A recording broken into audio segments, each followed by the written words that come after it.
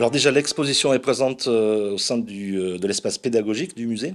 Elle présente la libération de Limoges, c'est-à-dire le contexte, comment c'est arrivé, quelles ont été les stratégies employées et le déroulé des événements. À côté de ça, on propose des objets de l'époque relatifs à cette période. Et puis, on a fouillé dans nos fonds, notamment le fonds documentaire et d'affiches, toutes les affiches, qu'elles soient allemandes, pétainistes ou issues de la résistance, qui ont fleuri à ce moment-là.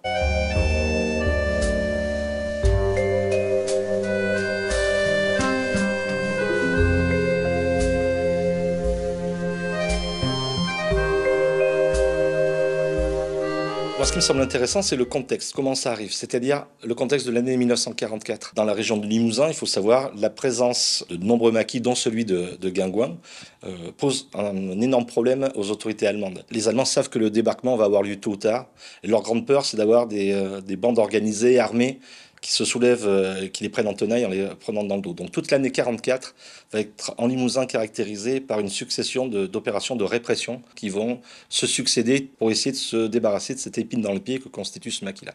Puis arrive le débarquement, juin 44, également l'arrivée de la Das Reich en Limousin, avec, on connaît les massacres de Tulle et d'Oradour, mais la Das Reich va rester un moment aussi dans cette région, toujours avec cette même idée de se débarrasser du maquis. Ça, c'est en juin. Juillet, il y a encore d'autres épisodes très très importants, notamment des parachutages massifs des Anglais sur le maquis. 2 parachutages fin juin et 14 juillet 44.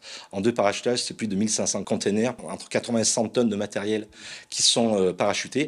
Et ça, c'est important parce que ce sont ces armes-là qui vont permettre d'armer tous les jeunes réfractaires au STO, notamment, qui se cachaient dans les campagnes. Grâce à ces armes, on va pouvoir les équiper et constituer une véritable armée. C'est ce qui va faire qu'à la libération de Limoges, le maquis de Guingouin, c'est plus de 2000 soldats équipés, armés, qui vont pouvoir faire le siège de Limoges.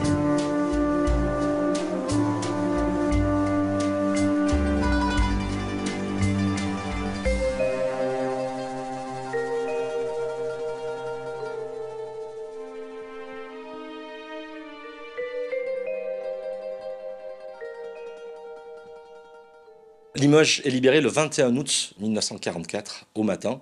On a la photo de l'entrée de Guingouin et de ses hommes qui traversent la place Denis-Dussou et qui vont prendre possession de la ville de Limoges. Une des premières choses qu'ils vont faire, c'est aller libérer leurs camarades à la prison de Limoges.